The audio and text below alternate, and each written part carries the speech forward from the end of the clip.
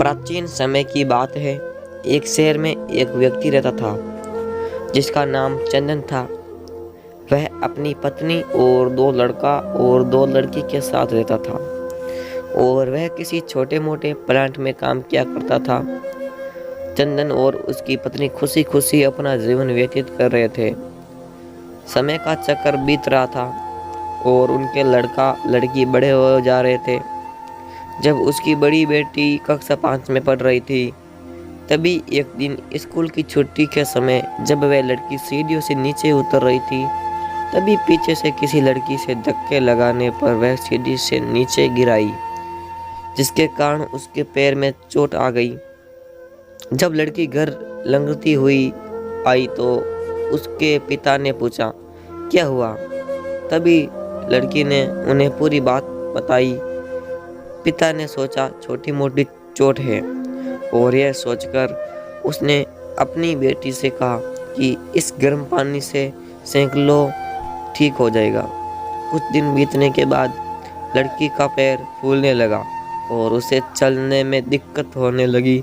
तभी उसके पिता ने कुछ लोगों की बातें सुनकर किसी एक ओझा को ले आए, जबकि उसे कुछ नहीं आता था और वह पैर ठीक नहीं कर पाया। कुछ समय बीतने के बाद जब उसकी लड़की की हालत और ज़्यादा खराब होती जा रही थी, एक दिन जब उसके पिता अकेले कहीं बैठे हुए थे तो वह मन ही मन सोच रहे थे कि क्या करें। तभी सोचते सोचते उनके दिमाग में आया, क्यों ना डॉक्टर से दिखाया जाए।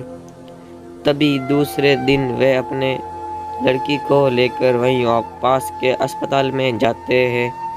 डॉक्टर जब लड़की को देखता है तो लड़की के पिता से कहता है कि जल्द ही इसका ऑपरेशन करना होगा, क्योंकि इस लड़की के पैर में एक बहुत बड़ा घाव हो चुका है, जिसके कारण लड़की का पैर भी काटना पड़ सकता है। पिता डॉक्टर से पूछता है कि ऑपरेशन में कितने पैसे लगेंगे। तभी डॉक्टर कहते हैं 40,000 रुपये लगेंगे। पिता घबरा जाता है, लेकिन पैसे की तलाश में इधर उधर जाने लगता है। इधर उधर भाग दौड़ करने के बाद पैसे की व्यवस्था कर लेता है और बड़ी लड़की का ऑपरेशन हो जाता है। ऑपरेशन के बाद लड़की अपने घर आ जाती है, परंतु लड़की के पैर में कुछ सुधार ना होने के कारण पिता चिंतित रहने लगता है। इसी तरह 4 साल बीत जाता है तथा पैर में लाख लाख रुपए लगाने के बाद भी लड़की का पैर ठीक नहीं होता है, जिस कारण से पूरा परिवार दुखी रहने लगता है। कुछ समय बीतने के बाद लड़के का विवाह हो गया और लड़की के जीवन में खुशहाली आ गई। पिता सोचता है कि अब सब कुछ ठीक हो गया है, संघर्षों का दौर खत्म हो गया है, परंतु किस्मत को कुछ और ही मंजूर था।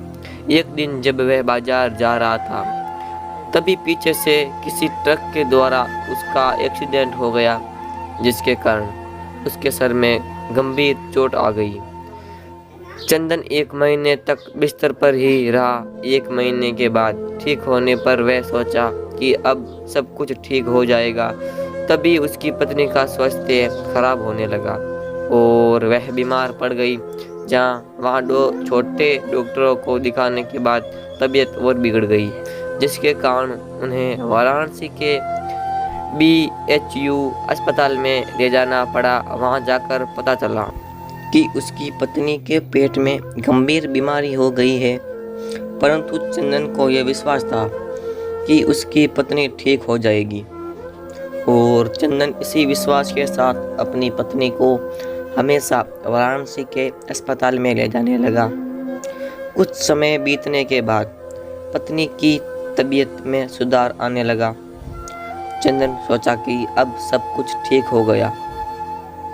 एक बार जब वह अपनी पत्नी को वाराणसी के अस्पताल में ले गया, डॉक्टर ने सभी रिपोर्टों को देखते हुए कहा, सब कुछ ठीक है। चंदन बहुत ही खुश हुआ और वह अपने पत्नी के साथ अपने शहर वापस आ गया। अगली सुबह सब कुछ ठीक था। चंदन का बड़ा और छोटा बेटा दोनों स्कूल चले गए और चंदन अपने काम पर चला गया। बड़ा बेटा स्कूल में सोच रहा था कि चलकर माँ से कुछ बातें करेंगे। तभी 11 बजे उसका मित्र आता है और कहता है कि चलो, तुम्हारी माँ की तबीयत खराब हो गई है। बड़ा बेटा दौड़ता हुआ अपने घर की तरफ आता है। तब तक बहुत देर हो गई होती है, उसकी माँ की मृत्यु हो चुकी होती है। बेटा माँ को देखते ही फूट फूट कर रोने लगता है और वह अपनी माँ का अंतिम संस्कार करता है। 1 साल तक पूरा परिवार दुखी ही रहता है।